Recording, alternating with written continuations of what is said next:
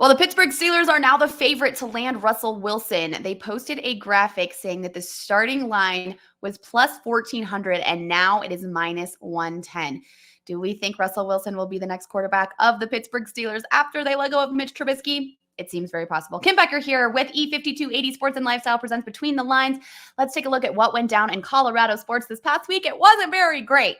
I mean, minus the Russell Wilson news if you're not a fan of Russell Wilson. I actually am, so it makes me sad. But after seeing that they were selling his jerseys at 95% off or whatever, they were going for like $10, I think we all kind of accepted his fate that he would not be in a Broncos jersey probably ever again. Now, do we think Sean Payton will actually draft a quarterback at number 12 and use a rookie quarterback under center to start? No, I also don't think that's going to happen. I assume he'll try to trade for a vet or keep Jared Stidham. I guess. I just cannot see a rookie quarterback coming out of high school and starting under center for Sean Payton and his offense. It just doesn't make any sense to me.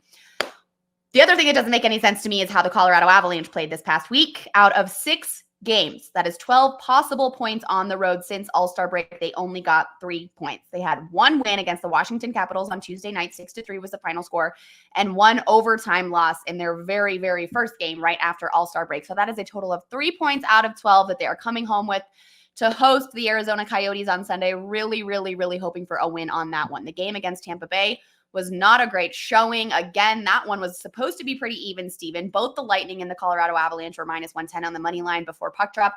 I did think that the Colorado Avalanche put up a good fight. I mean, they pulled ahead a couple of times, and then Tampa just tied it back up. 2 empty netters at the end of the game. 6-3 was the final score. Tampa Bay Lightning winning that one, and the Colorado Avalanche coming home with just 1 win out of 6 games, 1-5 on that road trip. So not so good. Need to regroup, get a big win on Arizona. Now, the Coyotes are not that great, so they cannot overlook this game. They really need to come home and make a statement. This is going to be a tough one. They've been on the road for 2 weeks, away from their family, away from their routine. They're finally coming home today. They get today, tomorrow off, and then they're back in action on Sunday in front of a Ball Arena crowd that they really need to make sure they can get a win in front of. They have then another home game on Tuesday night. Then they'll be back on the road next Thursday. So a lot going on here for the Colorado Avalanche. Nathan MacKinnon got a puck to the face on Thursday night. My goodness, he only missed about 6 minutes of ice time, and he was already back playing, but he had to wear a longer visor. He had a cut on his nose. I can't imagine getting a puck to my face at all, let alone coming back 6 minutes later and continuing to play a game. The dude is a complete warrior. So just incredible guy right there. Hopefully the rest of the team can rally around him. And they're not playing horribly. That's the thing. They're not playing horrible hockey. They just can't figure out how to get control of the game early and seal the deal, play a full 60 minutes and get the win. So here's to hoping Sunday is a different story. The Denver Nuggets are on their all-star break. Nikola Jokic has to play in the game this weekend, so he doesn't get much of a break. But the Nuggets also ended on kind of a bad streak there, losing the last 3 games before the all-star break. The Sacramento Kings came into Ball Arena, beat Nikola Jokic and the Denver Nuggets. Jamal Murray was out. KCP was out. Julian Strawther was out. They have not had their starting 5 together in the past 3 games that all resulted in losses. So hopefully they can get healthy over this all-star break and then come back in action on Thursday night in Ball Arena hosting the Washington Wizards. That's going to be a tough game because they have a back-to-back starting that night. They then go to Portland to take on the Trailblazers on Friday night. So we'll see who does end up playing on that Thursday night game against the Wizards in Ball Arena. Maybe Nikola Jokic will take a minute there, sit out because he was playing in the all-star break. We'll find out. But man, oh man, both of these teams, the Nuggets and the Avalanche, is not a very good week for them.